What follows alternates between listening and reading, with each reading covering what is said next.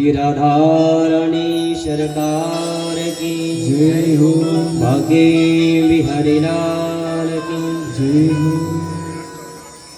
आइए मन को पवित्र करते हुए कथा से जुड़े। भगवान वृंदावन में अनेकों प्रकार की लीला कर रहे हैं और भगवान को मारने के लिए कंस ने एक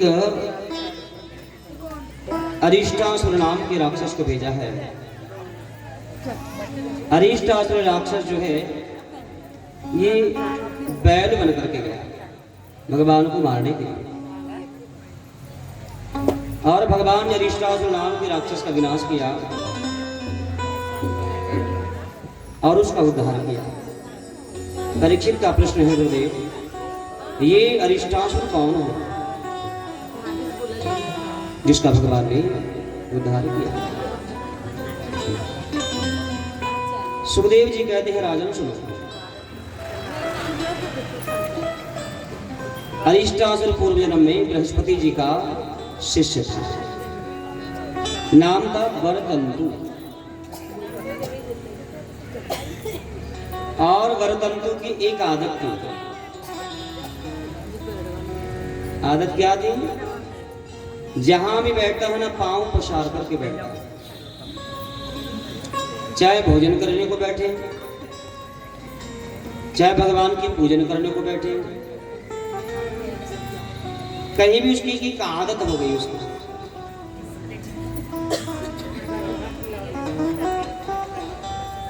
तो महाराज इंद्र उसको कई बार समझाते हैं तो पूजन में बैठता है, लेकिन फिर भी पांव पसार करके बैठता है।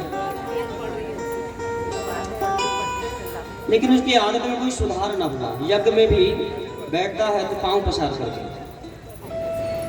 एक दिन महाराज इंद्र को थोड़ा क्रोध आया और बैल के समान पड़ा रहता है पांव पसार करके। जब श्राप देता हूं आज से तू बैल ही हो जाएगा। क्षमा मांगी है तो कहा कृष्ण तेरा उद्धार करेंगे। और आज वही बृहस्पति का शिष्य वरतंतु इंद्र के श्राप से अरिष्टासुर नामक बैल बना है और भगवान ने उद्धार किया। देखिए,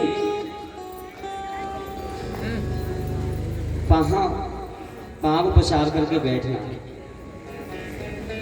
अच्छा, कुछ लोगों की बहुत मजबूरी हो जाती है, क्या करें? अब घुटने कमर ऐसी स्थिति हो तो कोई बात नहीं है। अगर किसी को बैठने में परेशानी हो तो हम आपको नहीं, ये तो चूंकि कथा प्रसंग है इसलिए सुनाए हैं। तो जिन्हें दिक्कत हो, परेशानी हो ना घुटनों में, बिल्कुल आप जैसी आपको सुविधा हो वैसे बैठ जाइए। लेकिन अगर बन सके, संभव हो, जिनको पैरों में दिक्कत ना हो, पूजन के समय तो एक आसन पर बैठना चाहिए। बहुत ज्यादा ही परेशानी हो, बैठ नहीं पा रहे हो, सो बात अलग है। और विशेषकर पूजन में तो बिल्कुल भी पैर पसार करके नहीं। यहां अरिष्टासुर को श्राप दिया है, इंद्र ने पैर पसार करके बैठता है बृहस्पति का शिष्य वरतंतु, तो उसे श्राप लगा और भगवान ने उसको उद्धार किया। आगे इसी क्रम में एक दैत्य को और भेजा है, केशी नाम का दैत्य। केशी दैत्य घोड़ा बन करके आया और ब्रज में जब उत्पात मचाया है तो भगवान ने केशी दैत्य का भी विनाश किया। केशी दैत्य को भी मारा और उसका भी उद्धार किया। ये केशी दैत्य जो है, ये पूर्व जन्म में इंद्र का एक अनुचर था। इसका नाम था कुमुद। इसकी एक आदत बड़ी खराब थी। क्या? इसने जहां कहीं भोजन देखा तो ये फिर सोच विचार कुछ नहीं करता, बस जहां खाने की चीजें मिली उठाया और खाया। अच्छा, बहुत लोगों का ऐसा स्वभाव होता है, आदत होती है।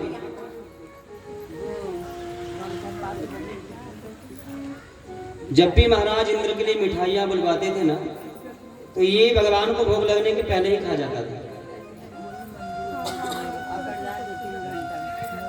और एक बात बताएं आपको, कभी कभी कुछ माताओं की भी आदत होती है, बनाते बनाते खाती है। और गजब की बात बताएं जरा, हमने तो कहीं कहीं देखा है जब माताएं चाय बनाती है ना, चाय जब बनाती है तो 3 बार तो बनने के पहले पी पी के देख लेती है। माने आधा डोज तो पहले वो बनते बनते हो जाता है, अभी अभी शक्कर कम है और डाल जरा, थोड़ी सी शक्कर डाली और फिर हाँ जरा और दिखा, फिर पी 4 बार, थोड़ी और कम है और डाल, थोड़ी और डाली फिर पी के हाँ अब ठीक है। 3 बार में तो आधी कप पहले ही हो गई। लेकिन ये कभी नहीं करना चाहिए, शास्त्र में इसकी अनुमति नहीं है। जब तक भोजन पूर्ण तैयार या कुछ भी वस्तु आप बना रहे हो, जब तक पूर्ण तैयार न हो जाए, जब तक उस वस्तु का भोग भगवान को न लग जाए, तब तक उसका भोजन उसका नहीं करना चाहिए, उसको ग्रहण नहीं करना चाहिए, चाहे जैसा भी हो, नमक कम हो ज्यादा हो, शक्कर कम हो ज्यादा हो, बनने के बाद इसका दोष लगता है। और अग्नि के ऊपर रखी हुई किसी भी वस्तु को पकाते समय निकाल करके खाना भी अत्यंत बहुत दोष है इसका। अगर अग्नि के ऊपर आप कुछ बना रहे हो और निकाल करके अगर आप उसका स्वाद लेते हो तो ये आपके लिए बहुत एक उसका दोष माना गया है। फिर वह जो वस्तु है कहते हैं वह खाने योग्य नहीं रह जाती अगर पहले ही निकाल करके अग्नि पर ही निकाल करके उसका स्वाद ले लिया जाए। जो भी चीज आप बनाओ वह दूषित मानी जाती है।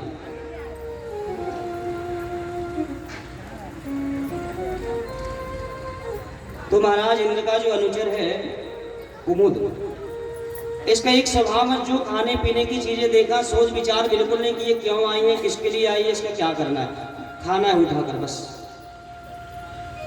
तो जब भी महाराज इंद्र बुलवाते हैं मिठाइयाँ और भी खाने पीने की वस्तुएं भोग के लिए भगवान को, तो ये उसमें से पहले ही भोग लगने के पहले ही निकाल कर खा लेता है। बहुत बार इंद्र ने समझाया भोग लग जाने दिया कर कम से कम, लेकिन नहीं माना। अब जब महाराज इंद्र डांटते हैं ना तो छिप करके खाने लगा। और एक बार इंद्र ने छिप करके देखा और जब उसने भोग लगने के पहले ही यज्ञ सामग्री को खा दिया तो महाराज इंद्र को बड़े नाराज हुए और महाराज इंद्र ने घोड़ा होने का श्राप दे दिया। घोड़े के समान है मिला है तो श्राप देता हूं आज के बाद तो घोड़ा ही हो जाएगा। क्षमा मांगी तो कहा 28वें द्वापर युग में भगवान कृष्ण का जन्म होगा तो भगवान कृष्ण तुम्हारा उद्धार करेंगे। तो इस प्रकार केशी दैत्य का भी भगवान ने विनाश किया है। और उसके बाद फिर आगे की कथा आती है, भगवान वृंदावन धाम को छोड़ करके मथुरा चले गए। मथुरा क्यों गए भगवान? क्योंकि कंस इतना पाप कर रहा है, इतना अत्याचार कर रहा है, जन्म देने वाली माँ जेल खाने में बंद है, उन्हें मुक्त कराने के लिए भगवान वृंदावन को छोड़ते हैं। कंस की सारी योजना है भगवान को मारने की।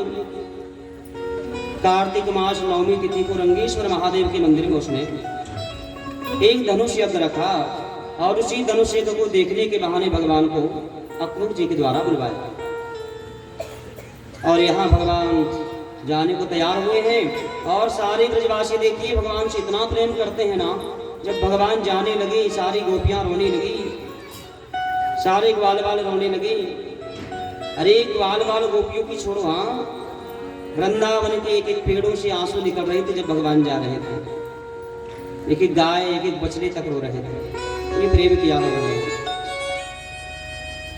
और इस प्रकार जो है भगवान न चाहते हुए भी भगवान भी तो प्रेम करते हैं वृंदावन वासियों से, लेकिन भाई अब जन्म देने वाली माँ को भी तो बचाना है ना, इसलिए भगवान वृंदावन से सीधे मथुरा चले जाते हैं।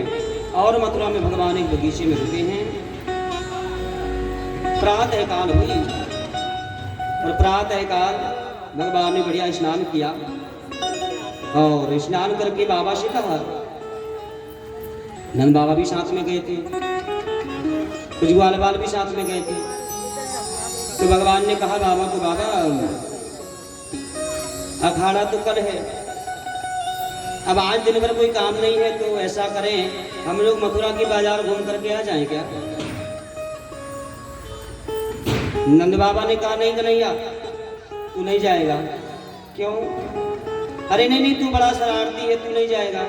ये कोई अपना गांव वृंदावन नहीं है, ये शहर है, शहर। यहाँ गड़बड़ करेगा ना बहुत पिटाई होगी तेरी। वो गांव की गोपियां हैं जो तुझे पहचानती और मारती नहीं है, यहाँ कौन पहचान रहा है तुझे?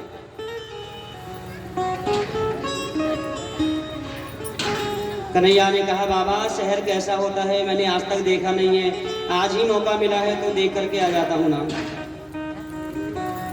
नंद बाबा ने कहा नहीं नहीं तू नहीं जाएगा, मैं घुमाने रखूंगा तुझे कभी। बलदाऊ भैया को इशारा किया, बलदाऊ बोलना जरा, चलना शहर घूम करके आते हैं कैसा होता है शहर। बलदाऊ ने कहा हाँ हाँ बाबा मेरा भी मन हो रहा है शहर घूमने का। एक काम करो ना बाबा, मैं ले जाता हूँ इसको, मैं घुमा ले आऊंगा। अब बलदाऊ जी ने कहा, तो नंद बाबा ने विचार किया कि भाई बलदाऊ तो थोड़ा समझदार है, ठीक ठाक है, ये उपद्रव नहीं करने देगा। ठीक है बलदाऊ तू कह रहा है तो ले जा, पर हाँ कन्हैया एक बात याद रखना, जब तू जाएगा शहर में ना तो किसी से कुछ बोलना मत। कन्हैया ने कहा ठीक है बाबा मैं किसी से कुछ नहीं बोलूंगा, पर कोई मुझे कुछ बोलेगा तो? नंद बाबा ने कहा मैंने कहा ना तू किसी को कुछ नहीं बोलेगा। बाबा मैं नहीं बोलूंगा पर कोई मुझे बोलेगा तो? मैंने कहा ना तू किसी को कुछ नहीं बोल। अरे बाबा मैं नहीं बोलूंगा पर कोई मुझे बोलेगा तो? बार बार एक ही बात भगवान करे, कोई मुझे कुछ बोलेगा तो हाँ फिर तू बात कर लेना, बस अब मिल गई छूट। ठीक है बाबा कोई मुझे बोलेगा तब बोलूंगा। और इस प्रकार भगवान ने आज्ञा दिया है। और कृष्ण बलदाऊ दोनों अपने मित्रों को लेकर के मथुरा की बाजार में घूमने के लिए चले थे। जैसे ही भगवान मथुरा की गलियों में घूमने निकले हैं और राजमार्ग पर चले जा रहे हैं तो रास्ते में देखा एक महाराज कंस का सेवक था, धोबी। महाराज कंस के कपड़े धुल करके ले जाता है, पोटली में बांध करके लिए जा रहा था।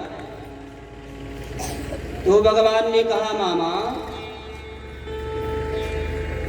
क्या ले जा रहे हो? धोबी को भगवान ने मामा कहा। क्यों कहा? देखो आप लोग मामा गांव जाते हो, सब लोग आप लोग मामा गांव जाते हो ना, तो वहां जितने भी मामा की उम्र के होते हैं सबको मामा, चाहे समाज का हो चाहे किसी भी समाज का हो। मामा गांव गए हैं तो सब ही मामा, और जो बूढ़े बूढ़े तो सब नाम, चाहे कोई हो। तो भगवान भी मामा गांव गए थे ना, तो धोबी को मामा कहा। अच्छा भगवान को लगा कि भैया पोटली हो सकता है खिलौने बेचने वाला होगा, क्योंकि गांव में जब आते हैं पोटली लेकर के ही तो आते हैं बेचने वाले, शहरों में दुकान होती है। तो भगवान को लगा भाई कोई खिलौने बेचने वाला होगा। कहा मामा कौन हो और क्या लेकर जा रहे हो पोटली में? अच्छा धोबी जो था ना ये था कंस का सेवक, तो थोड़ा आकर नहीं लगा। कहा तुम्हें इससे क्या करना? अरे हम पूछ रहे हैं ना मामा, बताओ ना क्या क्या लेकर जा रहे हो? अरे मैं महाराज कंस का सेवक हूँ और कपड़े लेकर के जा रहा हूँ महाराज कंस के। तो भगवान ने कहा मामा हमारे मामा जी ने तो आज तक एक भी ड्रेस हमको दिया नहीं, एक काम करो 2-4 ड्रेस तुम्हें दे दो हमको। हमारे मामा जी तो आज तक एक जोड़ी कपड़े नहीं पहुंचाया हमको। अब जब कपड़े मांगा है ना, अब तो सेवक अकड़ने लगा।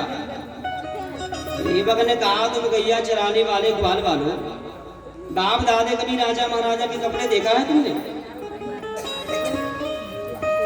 जो बाप दादे तक पहुंचा ना, बलदाऊ भैया के बिल्कुल नाराज हो गए और बलदाऊ भैया मारने ही वाले थे। कन्हैया जी ने कहा बलदाऊ भैया तुम पीछे रहो जरा, मेरा हिसाब किताब तो पूरा कर लेने दो इससे। मेरा एक हिसाब इसका बाकी है अभी, वो पूरा कर लूं पहले। ये वही धोबी है रामावतार का, राम अवतार में भी इसका अवतार हुआ था और कहा था कि मैं वो राम नहीं हूँ जो रावण के घर रही सीता को ला करके रख लिया। बोले पुराना हिसाब उस समय तो कुछ नहीं कहा था, पर आज नहीं छोड़ने वाला। अब भगवान को क्रोध आया, भैया तुम्हें कपड़े नहीं देना मत, तू बाप दादों तक पहुंच गए तुम। कंस का सेवक है ना अकड़ अकड़ करके बोलने लगा, तो भगवान एक मुष्टि का प्रहार सिर पर किया और तुरंत धोबी के प्राण निकल गए। जो एक उसका छोटा सेवक था ना, वो तो पोटली छोड़ करके भागा। रजकम कशिदायांतम रंगकारं गदाव्रजा दृष्ट्वा याचते वाशांसि दौतान्यातयुतमानि च। भगवान ने रजक का उद्धार किया और भगवान ने अब कपड़े निकाला है और कपड़े निकालकर अपने सारे मित्रों को एक एक जोड़ी कपड़े दे दिया। अब देखो कपड़े थे महाराज कंस के और उन कपड़ों में हीरे मोती सब जड़े हुए थे और आज पहली बार ही ग्वाल वालों ने इतने कीमती कपड़े देखा था। इतनी सुंदर कपड़े देखा ना, बड़े पसंद हो गए। वाह यार, पहली बार जिंदगी में ऐसे कपड़े मिले हैं देखने को। इतने प्रसन्न हो गए, कपड़े को पहनने लगे। अब कपड़े थे महाराज कंस के और कंस थे मोटे ताजे, ये मन सूखा तन सूखा सब सूखा सूखा ही थे। अब ये दुबले पतले ठहरे और भगवान कपड़े जब सबको दिए तो सब पहनने लगे। अब जब पहनने लगे ना, पता इतने बड़े बड़े कपड़े थे। मधु मंगल ने तो ऊपर का कुर्ता पहना ना तो पूरा नीचे तक आ गया, नीचे का पजामा पहनने की जरूरत ही नहीं पड़ी। एक ने वो नीचे वाला पजामा पहना ना, वो इतना बड़ा था जो गले तक आ गया। अब नाड़ा लोग कमर में बांधते हैं, पजामा बड़ा तो ये गले में नाड़ा बांध लिया पजामा का। भगवान ने कहा कि यार इतना बड़ा पजामा है, तुम्हें बन नहीं रहा, क्यों पहन रहा, उसको उतारो। लेकिन ग्वाल वाल ने पहली बार देखा ना, हीरे मोती वाले कपड़े उतारने का भी मन नहीं कर रहा है। तो मधुमंगल ने कही काम कर, सुदामा इधर इधर। सुदामा को भी बुलाया, ऋषभ को भी बुलाया, चल तू भी पांव डाल जे पजामा में। और एक ही पजामा में चार चार घुस गए। एक पजामा में चार चार घुसे, नाड़ा बांधा। अब एक पांव उठाए ना चलने को, दूसरा उसके ऊपर गिर पड़े। अब एक पजामा में भाई चार लोगों को कैसे बनेगा चलते बना। एक पांव उठाता है और दूसरा गिर पड़ता है। भगवान ने कहा यार क्यों बेइज्जती करा रहे हो शहर में, कपड़े अपने काम के नहीं, आप अब निकाल लो।